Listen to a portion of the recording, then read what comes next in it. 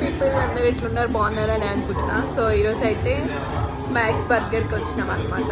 అక్కడ chicken of తినాలి అనిపించింది, చికెన్ వింగ్స్ తినాలి అనిపించింది.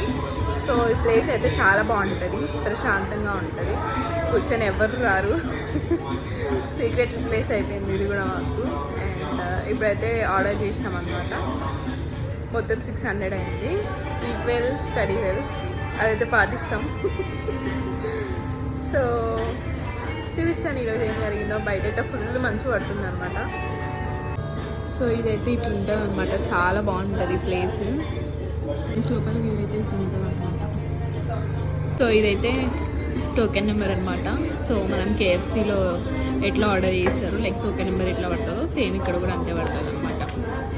ఇంత బయట మంచులో -10 degreesలో ఏసీ ఉంచారు కదా ఇక్కడ. అవుతుంది ఆయా చికెన్ వింగ్స్ అయితే వచ్చినాయి, ఇక తినడమే. ఏసీ, బయట మంచు, ఇక్కడ చికెన్ వింగ్స్.